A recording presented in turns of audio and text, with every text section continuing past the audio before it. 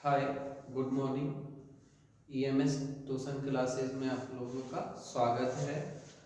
तो हमने कल विभाज्यता के नियम पर डिस्कशन किया था और हम लोग पढ़ चुके हैं 2 के लिए, 3 के लिए, 4 के लिए, 5 के लिए और 6 के लिए विभाज्यता के नियम।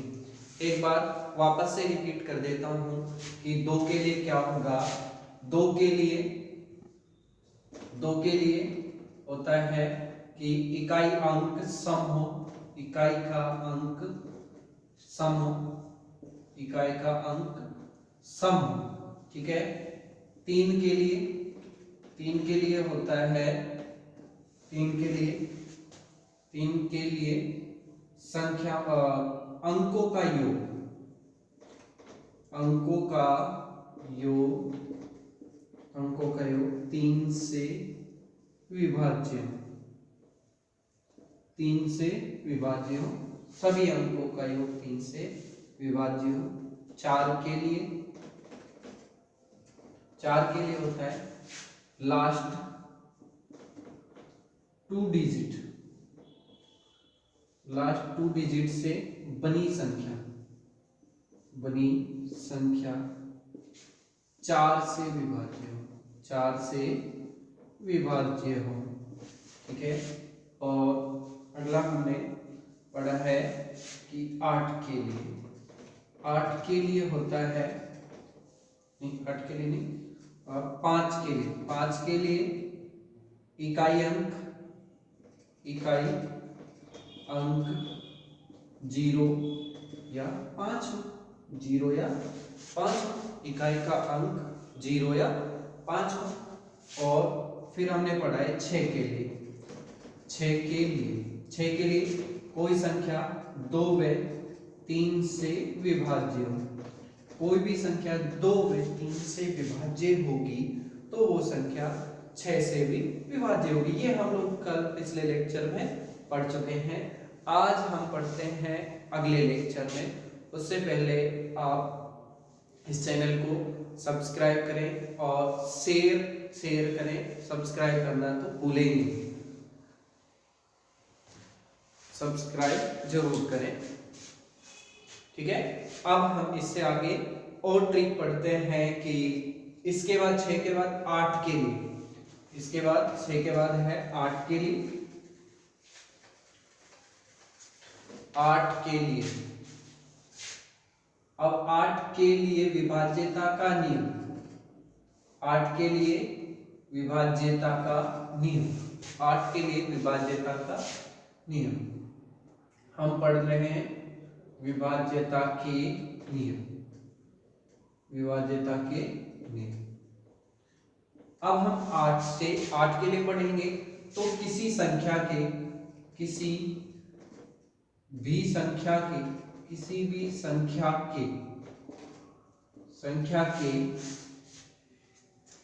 अंत के 3 अंकों से, अंत के 3 अंकों से, 3 अंकों से बनी संख्या, अंत के 3 अंकों से बनी संख्या 8 से विभाज्य हो, 8 से विभाज्य हो।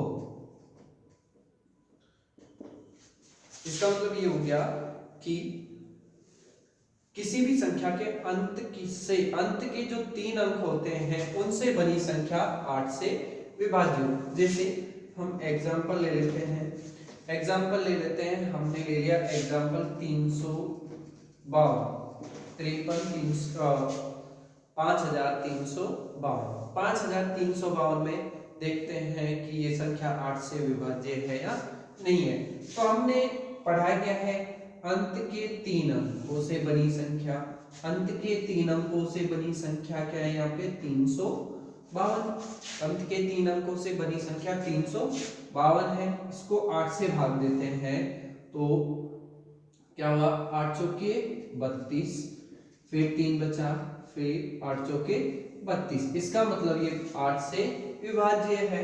जब ये संख्या 8 से विभाज्य है तो दी गई संख्या भी क्या होगी, 8 से विभाज्य होगी, 8 से विभाज्य होगी, ये संख्या 8 से विभाज्य होगी। अब हम ले लेते हैं 72, 63, 52। ये तो सेम एग्जांपल हो गया। 510 ले लेते हैं। 72 7,26,552, 7,26,552। इसमें भी देखते हैं लास्ट के 3 अंक, लास्ट के 3 अंक से बनी संख्या क्या है 510। इसको 8 से विभाजित करते हैं तो 8 6 48, इसके बाद बचा 2, तो इसका मतलब ये इससे भाग नहीं जाएगा। क्यों जा रहा है, देखो ये आया 6 भाग, तो इसमें पूरा पूरा भाग नहीं जा रहा है, तो पूरा पूरा भाग नहीं जाएगा, इसका मतलब ये 8 से विभाज्य नहीं होगी, 8 से विभाज्य नहीं है, 8 से विभाज्य नहीं है, 8 से विभाजित नहीं है। अब हम इसे अगला रूल पढ़ते हैं। इस अगला रूल है 9 के लिए। अगली संख्या है 9 के लिए, 9 के लिए विभाज्यता का नियम। 9 के लिए जैसा हम लोगों ने 3 के लिए पढ़ा था, ऐसा ही 9 के लिए विभाज्यता का नियम है। 9 के लिए विभाज्यता का नियम यह है कि जैसे हम कह रहे थे 3 के लिए कि दी गई संख्या के सभी अंकों यानी कि सभी डिजिट का सम, सभी अंकों का योग 3 से विभाज्य हो, ऐसा ही सेम 9 के लिए है कि दी गई संख्या के सभी अंकों का योग, दी गई संख्या के सभी अंकों का योग 9 से विभाज्य होगा, तो वो संख्या भी 9 से विभाज्य होगी। तो दी गई संख्या के सभी अंकों का योग, सभी अंकों का योग, सभी अंकों का योग 9 से विभाज्य, 9 से विभाज्य हो। यदि ये ऐसा हो कि दी गई संख्या के सभी अंकों का योग 9 से विभाज्य या 9 के पहाड़े में आने वाली संख्या हो, तो क्या होगी, वो संख्या भी 9 से विभाजित हो जाएगी। जैसे हम एग्जांपल ले लेते हैं कि ये ले लेते हैं, ठीक है, ये ले लिया। इसमें देखते हैं सभी अंकों का योग, सभी अंकों का योग, सभी अंकों का योग जोड़ते हैं तो 5 + 4 + 5 + 3, तो टोटल इनका सम हुआ, सम कितना हुआ 17, सम हुआ 17। 17 9 से भाग नहीं है, तो 9 से विभाज्य नहीं है, तो ये संख्या भी क्या होगी 9 से विभाज्य नहीं। ये 9 से विभाज्य नहीं है, तो ये संख्या भी क्या होगी 9 से विभाज्य नहीं, ये संख्या भी 9 से विभाज्य नहीं होगी। और ले लेते हैं हम एग्जांपल ले लिया हमने,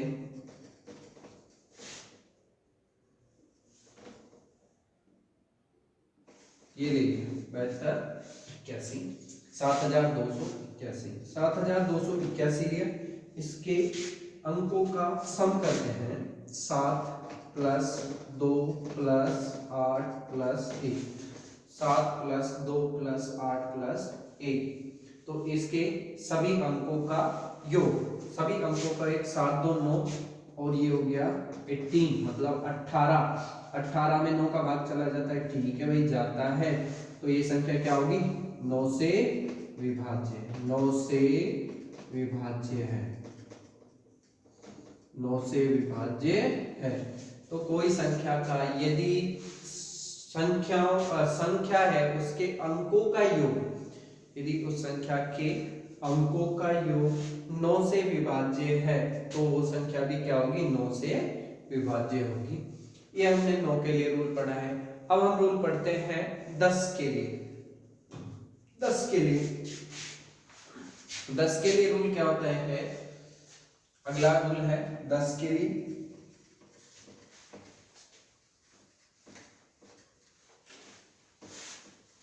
देखो 10 के लिए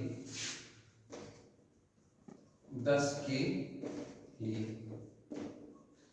कि भाई 10 के लिए हमें बताना है कि क्या रूल होता है। तो 10 के लिए तो आप लोगों को भी पता होगा कि कोई संख्या में 10 का भाग जब जाएगा जब उसका इकाई अंक 0, इकाई अंक 0, इकाई अंक 0 होगा तो वो संख्या में 10 का भाग जाएगा, नहीं तो 10 का भाग जाने वाला नहीं है, मतलब वो 10 से विभाजित होगी नहीं। इसका एग्जांपल देने की जरूरत नहीं है, आप लोगों को पता है। अब आता है सबसे लास्ट में आता है 11। किसके लिए आता है? 11 के लिए। 11 मतलब 11 के लिए। 11 के लिए क्या होता है? 11 के लिए क्या होता है? आपको 11 के लिए रूल ये होता है कि आपको कोई संख्या दी हुई है, आपको कोई भी संख्या दी हुई है तो उस संख्या में जो सम स्थान विषम स्थान पर अंक आते हैं उनका योग और सम स्थान पे आने वाले अंकों का योग और उनके बीच का अंतर, और उनके बीच का अंतर यदि 0 हो, 11 हो, 22 हो, 33 हो, मतलब 0 से स्टार्ट होके 11 के पहाड़े में आने वाली संख्या जो भी हो तो वो सब क्या है? वो संख्या क्या होगी? 11 से विभाजित होगी। क्या है? दी गई संख्या में, दी गई संख्या में विषम स्थान, विषम स्थान, विषम स्थान पर आने वाले अंकों का योग तथा सम स्थान पर आने वाले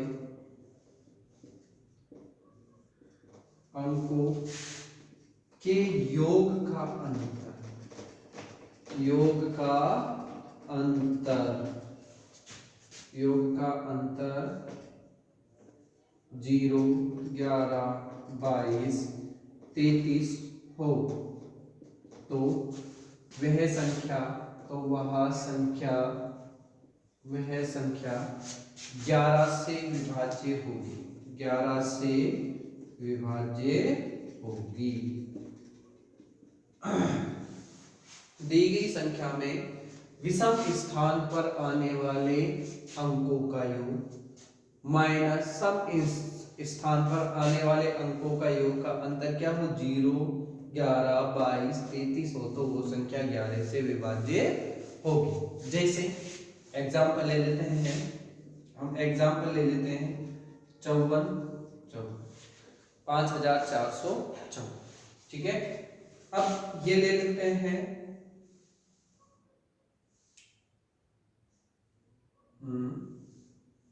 ठीक है, ये ले लेते हैं और 2 ले लेते हैं, ठीक है, 2, 4 ये संख्या ले ली हमने। इसको देखते हैं 11 से विभाज्य है या नहीं, ये 11 से विभाज्य है या नहीं।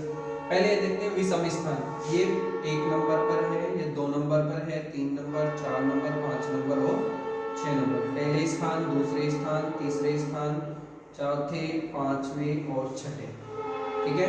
फर्स्ट, अब 1 विषम स्थान है, 3 विषम स्थान है और 5 विषम स्थान है। तो इसमें देखते हैं, पहले हम विषम स्थान पर 1 आया मतलब 5, तीसरा स्थान वाला आया मतलब फिर 5, फिर 5वें स्थान वाला आया फिर 2, 5वें स्थान पर क्या आया?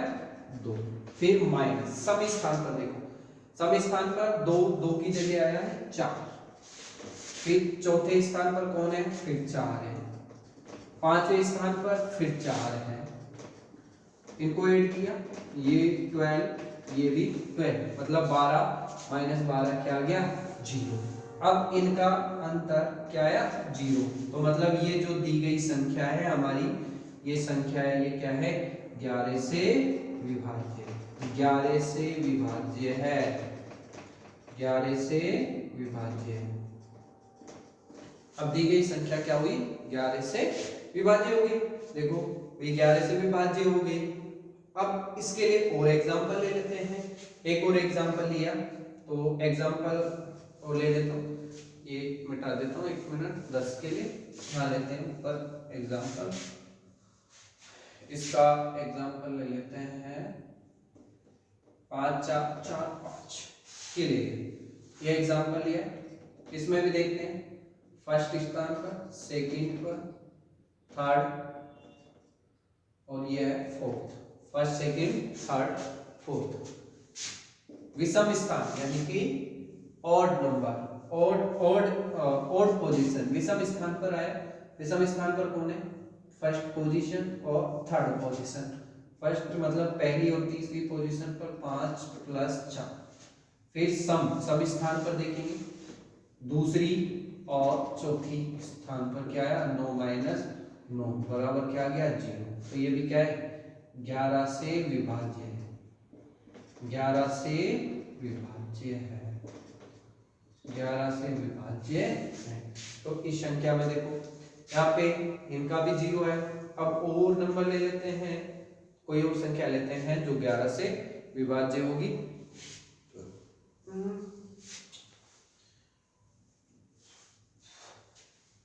स्क्रीनशॉट ले लीजिए और आप लोगों को क्लास में मजा आ रहा हो तो इसे प्लीज शेयर करें और लाइक करें, ठीक है। और अपने दोस्तों को भी बताएं, क्योंकि जो विभाज्यता के नियम है, विभाज्यता के नियम आप लोगों को लाइफ में हमेशा काम आते हैं। ये बेसिक है, मैथ का बेसिक है। जब आप लोग गुणनखंड करते हो, भाग विधि से सॉल्यूशन करते हो, तो वहां पे ये विभाज्यता के नियम बहुत काम आते हैं, ठीक है। इसलिए आपको मैंने पहला लेक्चर विभाज्यता के नियम ही बताए।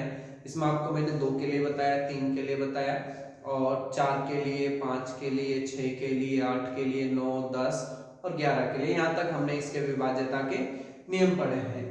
ये ऐसा है कि आप लोग जब गुणनखंड करते हो ना, तो गुणनखंड करते समय आपको ये पता लग जाता है कि हमें 2 से भाग देना है, पहले 4 से भाग देना है। वो गुणनखंड कौन से? वो होते हैं अभाज्य गुणनखंड।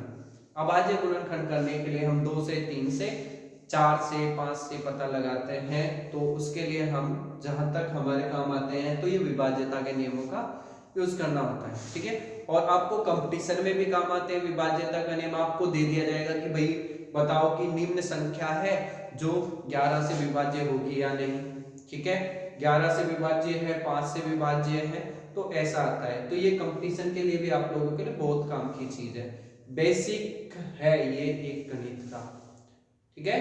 अब कुछ एग्जांपल ले लेते हैं। जैसे एग्जांपल लेते हैं हम, मिटा देता हूं।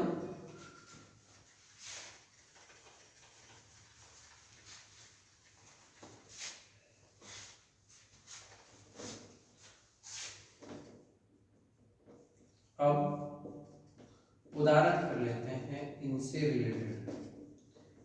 रिलेटेड कुछ उदाहरण कर लेते हैं कि विभाज्यता के नियम से क्या होते हैं।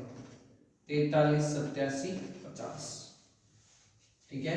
ये ले लिया 43 87 50 मतलब 4,38,750। इसको पहले 2 के लिए चेक करते हैं। 2 के लिए 2 से विभाज्य होगा या नहीं, ठीक है भाई। 2 से देखेंगे, इसका इकाई अंक 0 है, इकाई अंक 0 यानी कि सम है। इकाई अंक 0 है मतलब सम है, तो ये 2 से विभाज्य है, मतलब हाँ ये विभाज्य होगी, ठीक है। 3 से चेक करते हैं। 3 से देखते हैं तो 4 + 3 + 8 + 7 + 5 + 0। 4 और 3 7, 8 7 15 और 7 22 और 5 कितने हो गए? 27, मतलब 27। 7 15 22 और 5 27। 27 में 3 का भाग चला जाता है, ठीक है भाई, पूरा चला जाएगा, मतलब ये 3 से भी विभाज्य है। 3 से भी विभाज्य है। 3 से 4 से चेक करते हैं, 4 से विभाज्य है या नहीं। 4 से देखते हैं कि 4 से होगा, लास्ट के 2 डिजिट है 50, लास्ट के 2 डिजिट 2 डिजिट मतलब 2 अंकों से 50 बन रहा है, 50 में 4 का भाग चला जाता है क्या? 4 एकम 4 नहीं जाता, पूरा पूरा भाग नहीं जाता, तो ये 4 से विभाज्य नहीं होगी, 4 से नहीं है। 5 से चेक करते हैं, 5 से होगी या नहीं? 5 से क्या हो, इकाई अंक 0 है, इकाई अंक 0 या 5 हो, इकाई अंक 0 है तो ये भी होगी, क्या है? 5 से भी होगी। हाँ, अब 6 से देखते हैं, कोई भी संख्या 6 से होगी क्योंकि 2 और 3 से विभाज्य है। जब 2 और 3 से विभाज्य है तो वो संख्या 6 से भी विभाज्य होगी, मतलब 6 से भी क्या आया? हाँ। इसके बाद हमने पढ़ा है 8 से, 8 से देखते हैं, 8 से है लास्ट 3 डिजिट, लास्ट के 3 डिजिट से बनी संख्या क्या है यहाँ पे? 750। 8 का भाग देते हैं, 8 में 72, 30 बचा नहीं, तो ये भी नहीं होगी, मतलब 8 से विभाज्य नहीं है। जब इससे विभाज्य नहीं है तो 8 से विभाज्य भी नहीं होगा। 9 से चेक करते हैं, 9 से क्या है इनका add? 4 plus 3 plus 8 plus 7 plus 5 plus 0 बराबर क्या हो? 27। 27 में 9 का भाग दे, हाँ, मतलब ये 9 से भी क्या होगी? विभाज्य होगी। 9 से हो गया। अब 10 से देखते हैं, 10 से इकाई अंक क्या है? 0, इकाई अंक क्या है?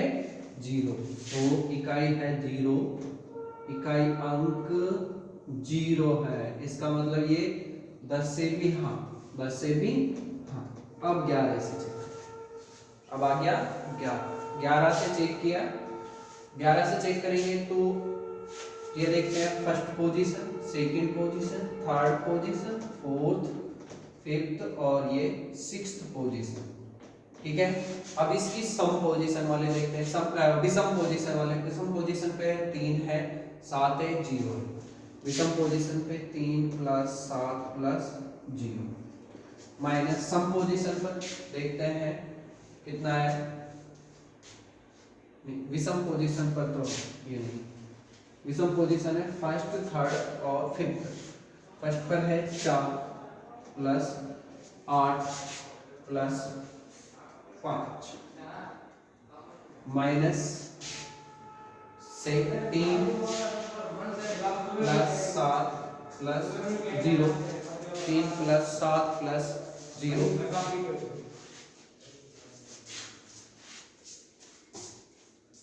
3 प्लस 7 प्लस 0, तो यहाँ से 12 और 5 17 माइनस 10, इसका मतलब 17 में से 10 गए तो कितना है? 7। 7 11 से विभाज्य नहीं, तो ये संख्या भी क्या होगी? 11 से विभाज्य नहीं होगी, क्या नहीं होगी। बंद कर दिया। हाँ जी, समझ में आया? तो आज के लिए इतना ही, बाकी कल पढ़ाएंगे। और इससे पहले, आप जाने से पहले इस चैनल को एक बार सब्सक्राइब जरूर करें। Thank you.